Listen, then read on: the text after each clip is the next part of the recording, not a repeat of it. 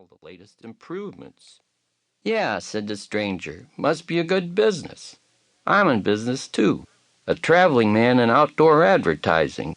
I'm a sandwich man. Mr. Gabby's my name. My name's Homer. I'm glad to meet you, Mr. Gabby. It must be a fine profession, traveling and advertising sandwiches. Oh, no, said Mr. Gabby. I don't advertise sandwiches. I just wear any kind of an ad. One sign on front, one sign on behind. This way, like a sandwich. You know what I mean? Oh, I see. That must be fun. And you travel, too? Asked Homer, as he got out the flour and the baking powder. Yeah, I ride the rods between jobs, on freight trains. You know what I mean? Yes, but isn't that dangerous? Asked Homer.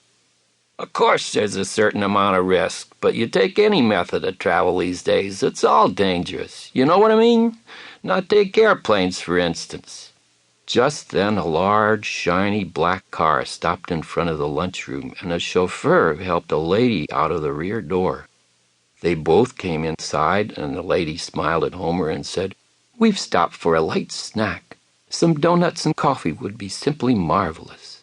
Then Homer said, "I'm sorry, ma'am, but the doughnuts won't be ready until I make this batter and start Uncle Ulysses' doughnut machine." "Well, now, aren't you a clever young man to know how to make doughnuts?" "Well," blushed Homer, "I've never really done it before, but I've got a recipe to follow." "Now, young man, you simply must allow me to help. You know I haven't made doughnuts for years, but I know the best recipe for doughnuts. It's marvelous, and we really must use it." "But, ma'am," said Homer. "Now just wait till you taste these doughnuts," said the lady. "Do you have an apron?" she asked, as she took off her fur coat, and her rings, and her jewelry, and rolled up her sleeves.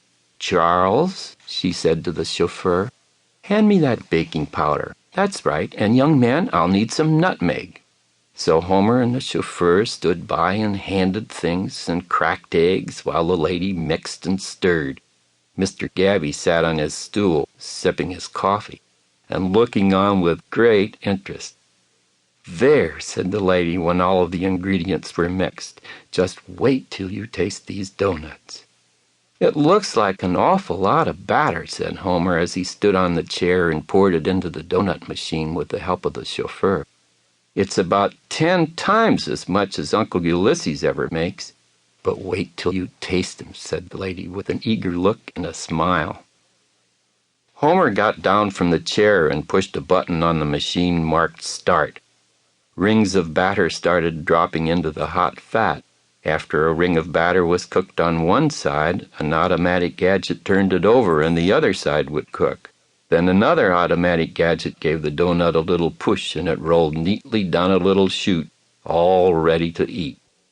"That's a simply fascinating machine," said the lady as she waited for the first doughnut to roll out.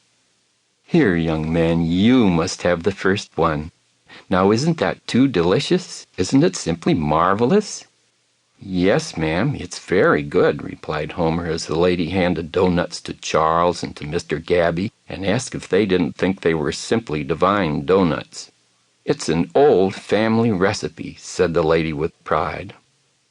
Homer poured some coffee for the lady and her chauffeur and for Mr. Gabby, and a glass of milk for himself. Then they all sat down at the lunch counter to enjoy another few doughnuts apiece. "I'm so glad you enjoy my doughnuts," said the lady. "But now, Charles, we really must be going. If you will just take this apron, Homer, and put 2 dozen doughnuts in a bag to take along, we'll be on our way. And Charles, don't forget to pay the young man." She rolled down her sleeves and put on her jewelry, and then Charles managed to get her into her big fur coat. "Good night, young man. I haven't had so much fun in years. I really haven't," said the lady as she went out the door and into her big shiny car. "Those sure are good doughnuts," said Mr. Gabby as the car moved off. "You bet," said Homer. Then he and Mr. Gabby stood and watched the automatic doughnut machine make doughnuts. After a few dozen more doughnuts had rolled down the little chute, Homer said, "I guess that's about enough doughnuts to sell to the after-theater customers. I'd better turn the machine off for a while."